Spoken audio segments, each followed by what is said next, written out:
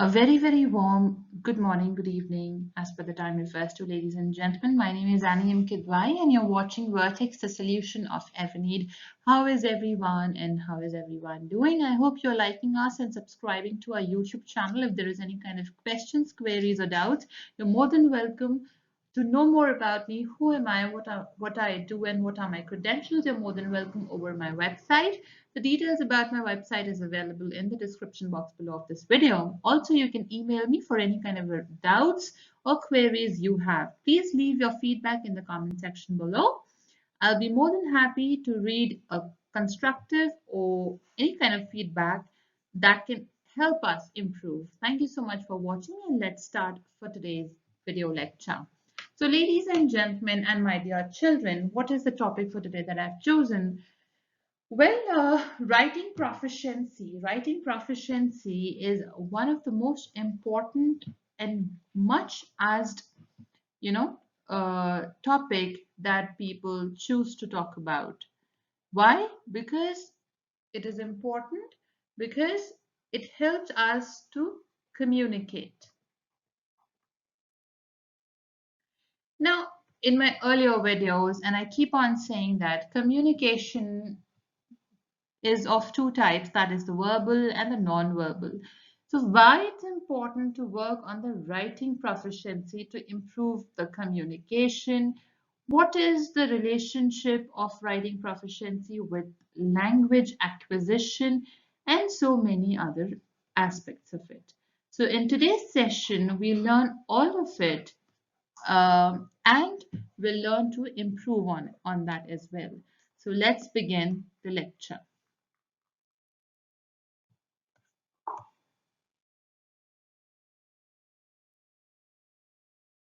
So, ladies and gentlemen, and my dear children, beginning this lecture with the introduction to writing. Before understanding any sort of a skill or learning any sort of a skill, it's important to understand why it is important for you to develop the skill.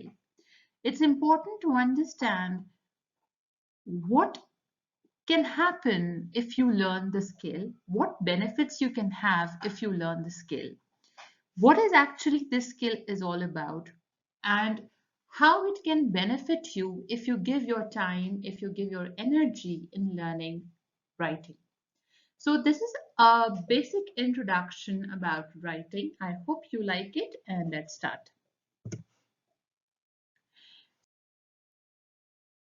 So, ladies and gentlemen, and my dear children, as I told you that writing is a skill. It's a proficiency. Proficiency means skill. And what is a skill? Skill is an ability. Ability to do any particular task. So why it's important for us to learn this skill, develop this skill, improve this skill, and what is this skill is all about. Writing helps us to express any kind of ideas or thoughts we have in our mind.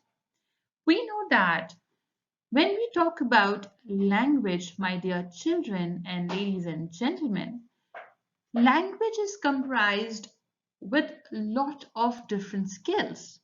Any language. Today we are talking about English language specifically because English is a universal language. There are other languages too, such as French, which is the second largest language in the world, our mother tongue, and there are many more languages. In India, India is a diverse country, and we follow a lot of different languages, regional languages, and the mother tongue, and English and French, and many other adaptations as well. So why we need to learn more languages, my dear children and ladies and gentlemen? Of course, we learn our language for communication. And why we need to communicate, of course we need to communicate. Sometimes a communication is formal, sometimes it's informal. But I will not go into communication here because again, it's again a very deep topic. I will stick myself to the topic of this video lecture today. So basically, now when we talk about communication, we know that communication is of two types. One is the verbal form. Verbal is your spoken form, and other one is a non-verbal form. When we talk about the non-verbal form, my dear children and ladies and gentlemen, it is about the written form. Now, to write any piece of text, any idea, concept, process, instructions, rules and regulations, and many other things, it's important that we have a well-developed and well-established skill to communicate ourselves clearly to the point, and the reader or the receiver at the other end is able to understand what you are trying to deliver. When we talk about spoken, the verbal form of communication, it should be also so authentic in approach and should be so crisp in approach that the receiver is able to understand what you are trying to communicate. In the same way, as a part of the language, written or writing or written form is also important for us to develop. It comprises of the proficiency of the language, as I just expressed. Writing is a skill that enables an individual to express his or her thoughts in the written form. Writing helps in communication and able to deliver thoughts with clear explanations and areas of improvement. So I have mentioned here areas of improvement. What does it mean? When, my dear children and ladies and gentlemen, when we write a piece of text, anything about anything, formal, informal, we always have a room or space to review it, criticize it, and to improve it. Excuse me.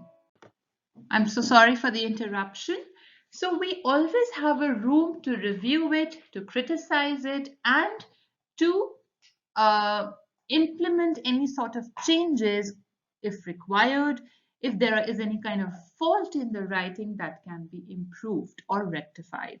So we always have areas of improvement in our written communication, right? Within the explanation as written.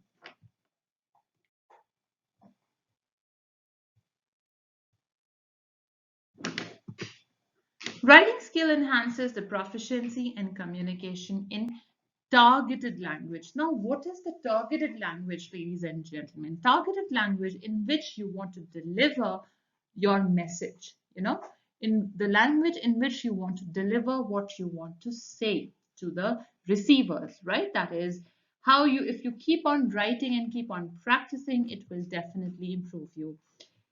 Writing helps documenting thoughts, processes, and essential information to be reviewed, criticized, or implemented at a later stage. This is what I just expressed to all of you, that writing also, you know, documents a particular information.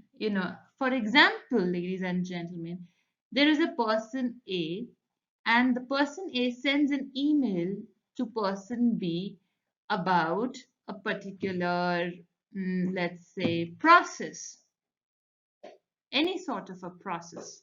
So that person A has a valid proof with him that the person had sent the mail to person B. Also, the receiver is able to have a valid proof that what kind of process the person A had explained to person B. Also, if there is any faults or rectification needs to be done in the process, whatever process he is sending to person B, they are able to appreciate it, to criticize it, or to review it. That is why it's extremely important for us to improve our writing skill so that whatever we communicate is always genuine and authentic. I hope this much is clear to all of you. Let's move ahead.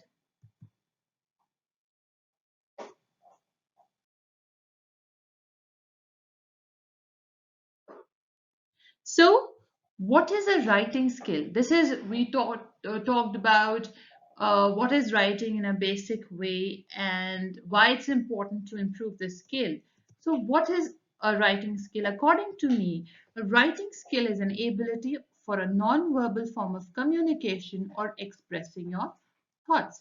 Every thought. Now, we know that a thought comes in our mind and we want to communicate it in the written form. And to communicate in the written form, we require writing skill, dear children. Now, it's not necessary, ladies and gentlemen, that the thought that comes in our mind is polite or it's pleasing. It can be argumentative also, it can be aggressive also, it can be an idea also, it can be a day-to-day conversation, it can be a concept, an observation, or anything. This is what I've just mentioned here. So this is what a writing skill do to put it into words on the piece of a paper. An ability to express each thought with a strong style of writing called as prose. So we'll understand more in the coming slides that it's an ability with a strong style of writing. There are different style of writing. When we'll understand them, then we are able to understand more onto writing skill. And that style of writing is called as prose in English language. Let's understand more onto this. So what is the style of writing? The style of writing, I told you, is a prose in English. But what actually prose is? This is, we had a brief description. But what prose is? It's important to understand when we are learning about writing skill. So prose is a thought. The most important point here is that prose is a thought that can be verbal or non-verbal. Writing makes the prose non-verbal. So a thought, because how you communicate, ladies and gentlemen, a thought comes in your mind, and that thought which comes in your mind, you wish to communicate to the other person or to the receiver, right? So that thought can be at times verbal and that can be non-verbal.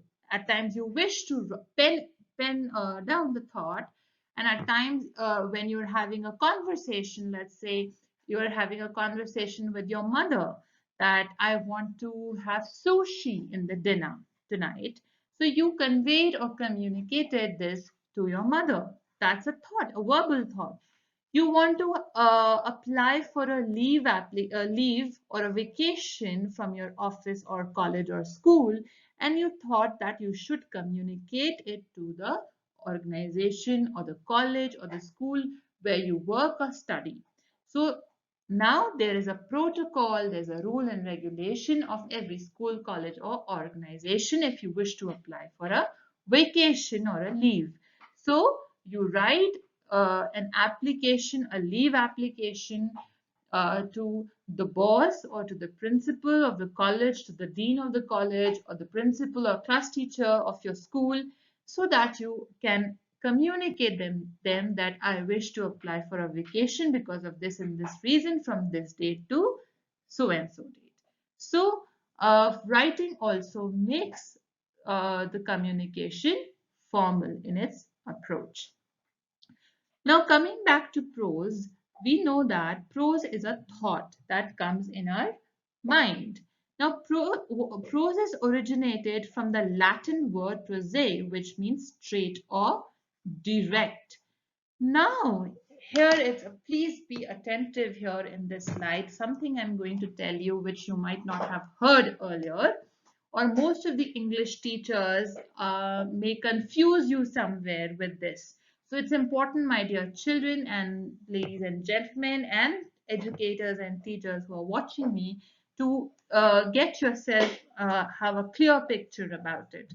So prose in Latin means straight or direct. That means any kind of language, any kind of communication with English language that is straightforward or direct is a prose. So prose is straightforward or direct in approach.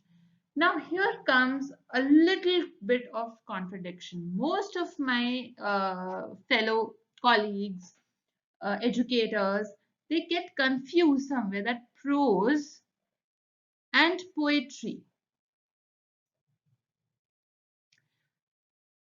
are extremely different as per definition. If you will try to find the definition of prose in a lot of books or online, if you Google it, you search about it, you will say that prose is different and poetry is different. Certainly, there is a slight difference between prose and poetry. As per the definition here, that prose is straight and direct. Hence, when we talk about poetry, poetry is indirect, and poetry has rhyming scheme. Poetry has a lot of different literary devices, and it is left for the imagination of the reader to an extent that everything is not revealed in the poetry. But prose is completely, it's complete and to the point and direct. Here is the play. When we talk about prose, prose has two different parts.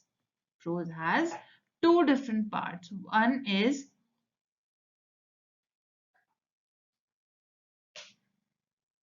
variety, other is form. And prose also have two different types. One is ordinary and other is literary. When we talk about, I'll quickly brief you on ordinary and literary prose, then we'll come back to the variety and form of prose. When we talk about the ordinary prose has a basic language which is straightforward and direct. But where we talk about literary prose, some poetry is also called as literary poetry or literary prose because of the way they are written or the way they've been communicated. So, a part of poetry can be literary prose too. So, poetry in this way can be prose too. This is the basic difference between prose and poetry. Coming back to variety and form, that is the two parts of prose. Let's understand more onto it. What is variety of prose? It's important, my dear children who wish to learn more onto prose, who wants to improve their writing skill. So please be attentive on this slide here. Now we know that prose is a thought, and the thought can be of different variety. As I earlier said in a slide, that it's not necessary that your thought can only be polite, it can be argumentative also, it can be rebellious also. So whatever thought is there in your mind is always reflective on your writing or your speech. Here we are talking about writing. So prose is classified into three varieties, that is the descriptive prose, narrative prose, and expository prose. These are the three major and main classification of variety of prose. Let's understand more. Firstly, today we'll discuss on the descriptive prose and we'll see a minute and a simple example for your better understanding. So what is a descriptive prose? A descriptive prose, as the name suggests, descriptive. It describes a person, situation, or events. So a particular description of an individual or a person or different events is called as a descriptive prose. Descriptive prose is often ordinary. Now we classified prose into ordinary and literary. So description of anything which is always to the point and straightforward, that's why it is ordinary, and describes any event or person with the reimagination or reinvention of the writer or what was seen or heard. So when we talk about descriptive prose, ladies and gentlemen, how it can be of reimagination. You observed anything, right? You've observed a situation, you observed a person or a personality, and you're writing about that individual from your, own viewpoint in your own words. And you are leaving the imagination of that description of a person to the reader. So they are reimagining what you have painted a picture about a person or an event or a place or an object or a situation, right? It's an observation communicated in words. So now we'll move on to the example of descriptive writing. Descriptive writing is a very uh, easy way to improve your writing skill. It's extremely easy. Prose is extremely easy. If you see this video till the end, I am 100% sure, ladies and gentlemen, and my dear children, that you will definitely improve on your writing skill. It's extremely easy. I have created this presentation with a lot of experience and a lot of knowledge I had gathered in so many years and of my research. And I have used the language which everyone and anyone can understand. If you're a grade 5 or 6 child is watching, they can also easily understand it, of course. And if a higher grade student or a professional is watching, they can also easily relate to this video. So the language is extremely easy and the concept is very clear for you to understand. If you think you have a similar thought about it, so please leave your comment in the feedback section or the comment section below. Let's move on to the example of descriptive writing. Here I have given a small paragraph to give a sample to you that what is descriptive writing. Let's understand. Let's read line to line here. A four-legged friend, which I found with a never-ending affection in my 7-month-old Rottweiler. It is often seen that it is the most aggressive breed in dogs. When I started researching about the dog breeds, I found the Rottweilers most fascinating. They are not just loyal, but protective and fearless too. Rottweilers, if raised with proper discipline, training, and unconditional love, can become the best family dogs. Rotties have broad and ruling jaw and available in black and tan color. Rottweilers are the guard dogs and often serve in police and military for the country. They normally weigh from 50 to 80 kgs in their lifespan. They normally live up to 10 to 15 years.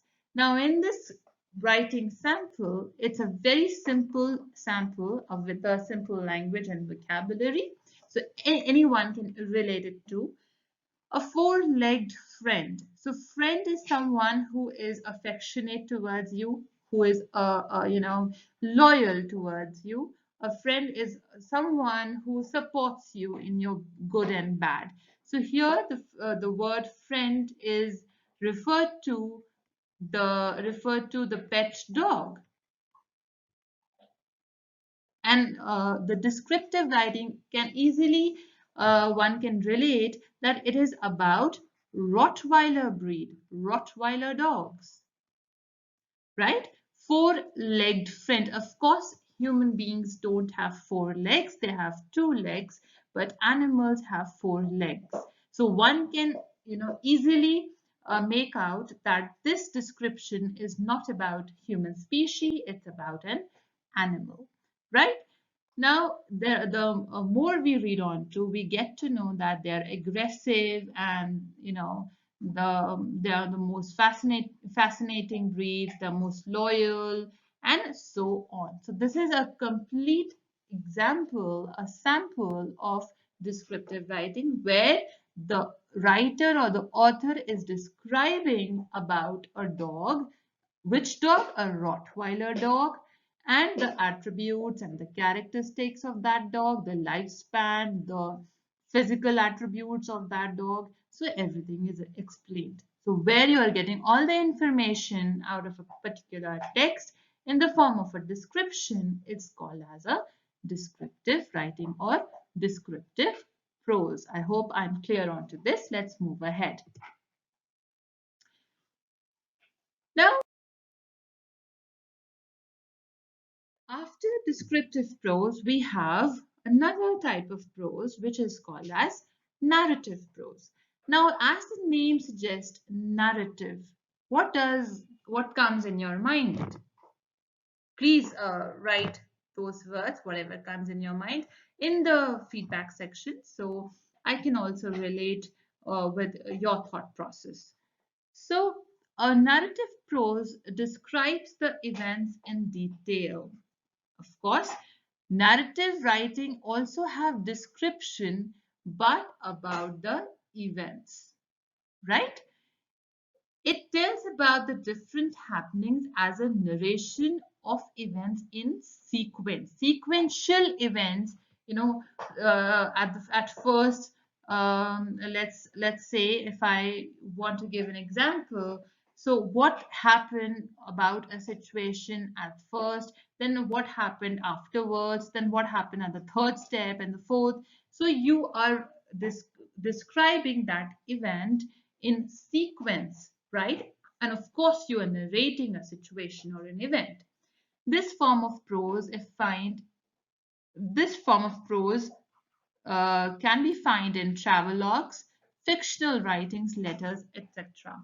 Now you must be asking question, what is a travelogue? Travelogue is a brief description and narration of a fact, that means a real journey that an individual has taken. Suppose, for example, I went to Paris with my family and I wrote about my journey to Europe and to Paris in the form of a writing that anyone and everyone can read and relate and get information about it. So that is a travelogue. It is a non-fictional writing, and narrative prose can be used in fictional writings also, fictional as short stories, your novels, right? Letters are again non-fictional piece of writing. So we'll talk about fictional and non-fictional sometime other, but here we'll discuss about the writing style. It stimulates the readers mentally to imagine the situation as it is described with narration. So, what is a narrative prose? I've explained to you that narrative prose is a narration of different type of events in sequence, and it can be used in fictional writings, can be used in non-fictional writings. So, the most easiest example that you can relate yourself to understand narrative writing is what I have chosen today to display is Ramayana and Mahabharata. Everyone and anyone, everyone knows that what is Ramayana and Mahabharata is fictional or non-fictional, but they are the examples of narrative writing here. Okay, one of the beautiful example about it.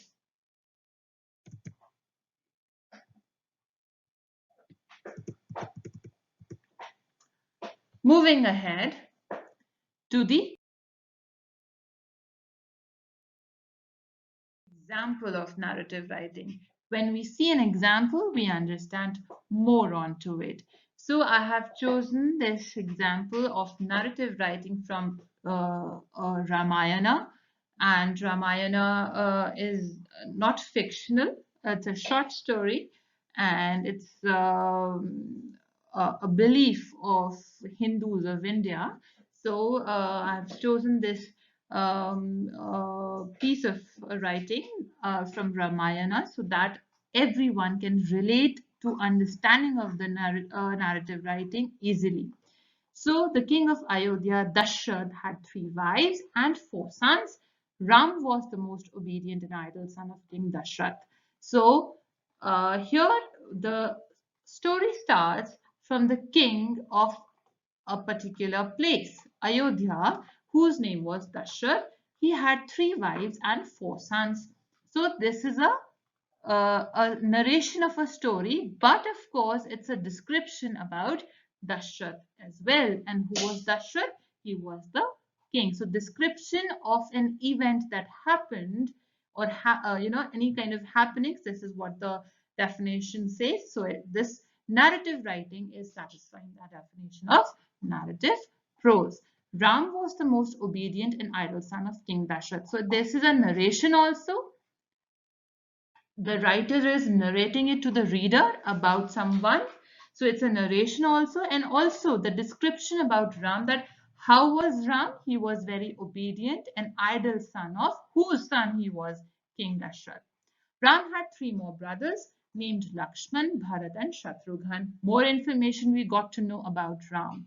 The second wife, Kekai of Dashrath, wanted her son Bharat to be the crown prince instead of Ram and wanted him to send to 14 years of exile. So we got to know that who was the second wife of Dashrath. Her name was Kekai, and she was also the mother of Bharat. It's a narration and description about the family as well. Okay, Ram got married to Sita. We got some more information about Ram, that Ram was husband of Sita. And who was Sita? She was a princess from nearby kingdom. Upon the decision of devastated Dashrath, who owes to Kekai as she was a warrior and supporter to King Dashrath during war, Ram was accompanied by his wife Sita and brother Lakshman for respect and affection towards him. So this is an example of the description piece of writing. Let's move ahead.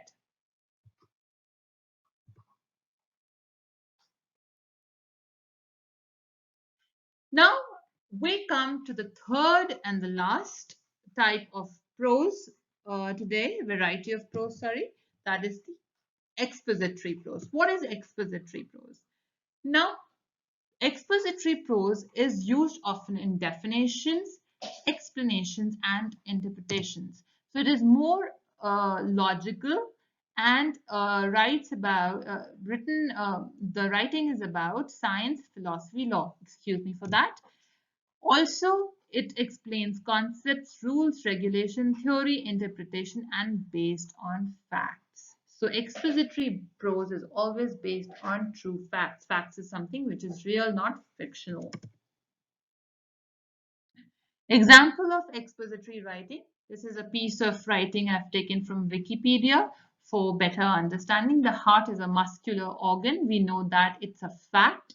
Heart is a organ in animals and humans. It's a muscular organ in most animals which pumps blood through the blood vessels of the circulatory system. The pumped blood carries oxygen and nutrients to the body while carrying metabolic waste such as carbon dioxide and so on. So this is one of the example of expository writing. Let's move ahead to understand more onto it. Now we got to learn about the variety of prose, different type of descriptive writing, narrative and expository. But what can be some of the techniques that can enhance our writing style? Okay, let's understand. So what I feel from my perspective is that your thought about a particular writing should be extremely clear. If you are confused or mugged up with your thoughts and your thought process, you are unable to communicate yourself clearly. So you need to jot down the points that you want to communicate and then can transform those points into multiple paragraphs, starting with a good introduction, of course, about the main idea of what you want to write about. Improvised vocabulary. As what can be an improvised vocabulary? Of course,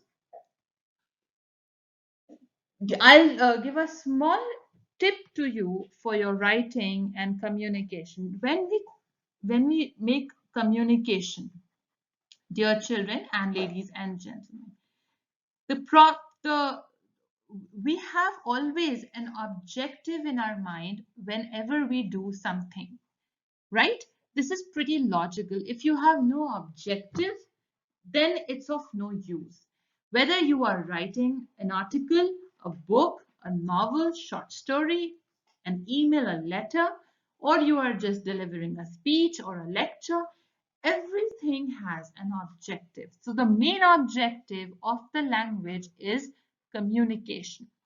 Now we have n number of receivers of our communication. At times, it's not necessary, ladies and gentlemen, that the proficiency level of proficiency skill level of the language of every receiver or reader or the person to whom you wish to communicate anything is high or equivalent to what you can do for yourself, right? So it's it's very important to understand the best and the excellent form of communication or proficiency of language is that which is able to be interpreted as it is that you wish to communicate by the other individual or the receiver. Suppose if I want to say, I want to have a glass of water. I want to have a glass of water. It's a simple statement, right? It's a statement. I want to have a glass of water. It's my requirement.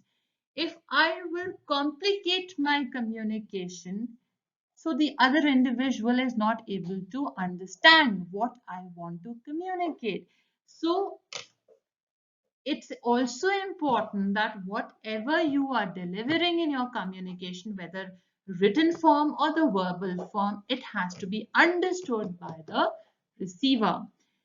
Now, depending upon where you are communicating yourself, right? This is the best and the excellent form of communication, and this is the major tip.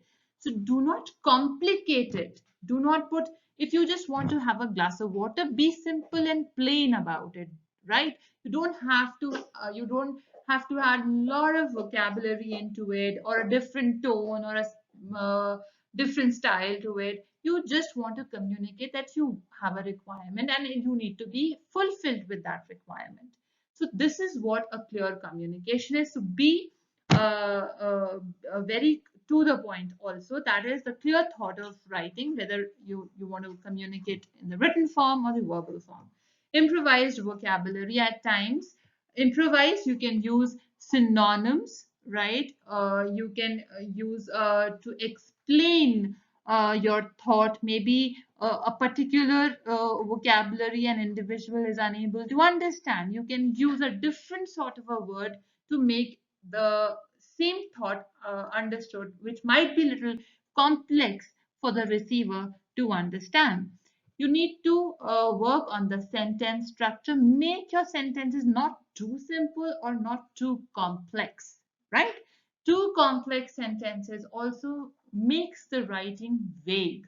So you need to understand that the sentence structure should be thoroughly researched and implemented in a way that it does not make your writing monotonous, or there should not be any monotony as you are exaggerating the same point again and again in all the 2 or 3 paragraphs you have said in the first paragraph, right? Whatever you have introduced in the first paragraph, be limited, be precise. Don't, repeat it again and again in the second or the third paragraph, the same thing. That makes your writing very monotonous. Okay. Now, the tone and the style should be chosen as per what you want to deliver. Suppose if you are writing an argumentative essay where you are argumenting about a difference of opinion, so it should be decent. The language should be decent, but it should be convincing that the other individual, when reads your argument, is able to understand and get convinced on what you are debating. The grammar is important. Grammar is the foundation of any language. And when it comes to English, my dear children, don't ever think that grammar is not important for your spoken English or for your written English. Don't ever listen to those people who say for spoken English, grammar is not important. When you want to become excellent, in your proficiency, you need to work on your grammar. Punctuation is very important in your writing style, in your written form of English. So it's important that you understand punctuation also. I have also uploaded one whole presentation on punctuation. If you get time, please do watch it. So you'll understand more on punctuation. I've already elaborated on punctuation. Consistency. Consistency in your writing style is extremely important. That like I've given the example that if you're introducing something in the first paragraph, but be consistent to the main idea about what you're writing. Okay, don't get deviated, right? That there is no match between the two or the three paragraphs. The first paragraph is saying something else, the second goes completely offshore, and the third is completely different. So there must be a consistency in your idea about what you're writing, about the thought or concept that you're writing, and should be able to summarize if it is required. The link should be there, consistency and link should be there between the paragraphs. Conclusions or summary, if it is required, suppose you're writing an essay. In essay, the conclusion is extremely important, right? To conclude what you have introduced, right? uh, if it is required and it's the requirement of the of the writing piece that you're writing, describe the events.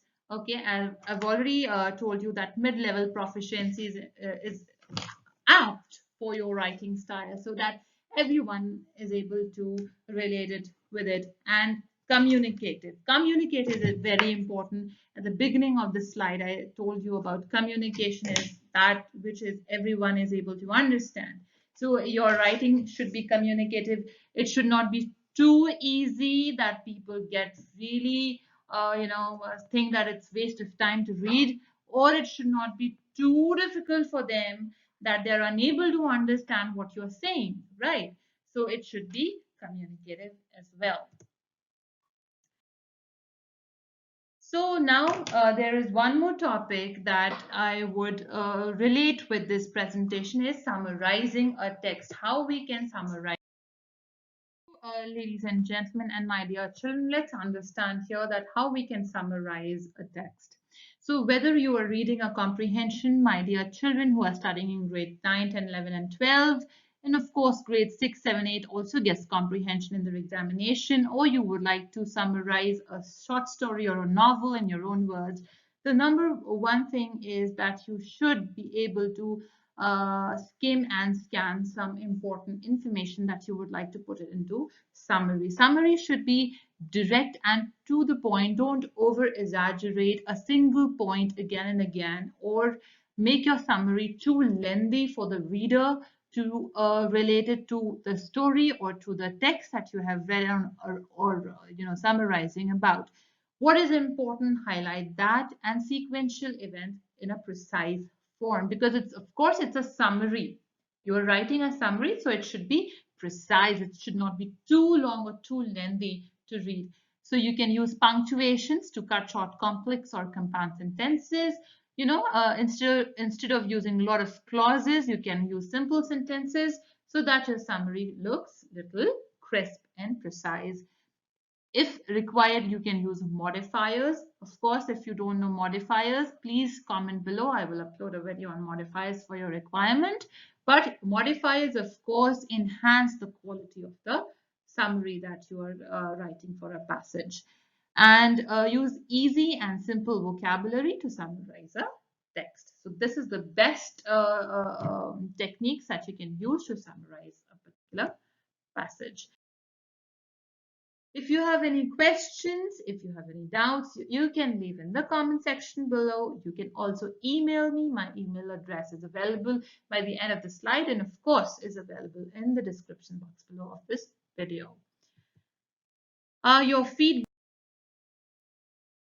is extremely important. You can email me here, and this is my website address, which is available in the description box below. Your feedback is essential for me to improve as well. Please leave that. And if there is any particular topic that you wish to learn and I can upload about it, I am more than happy to help you out, my dear children and lovely people out there. Thank you so much for watching and giving me your time. Keep liking us, keep subscribing us, keep sharing your feedback and your love and affection. And I hope we will keep on doing and serving you better every day, each day. Thank you so much. Bye bye. Love you all and have a great day.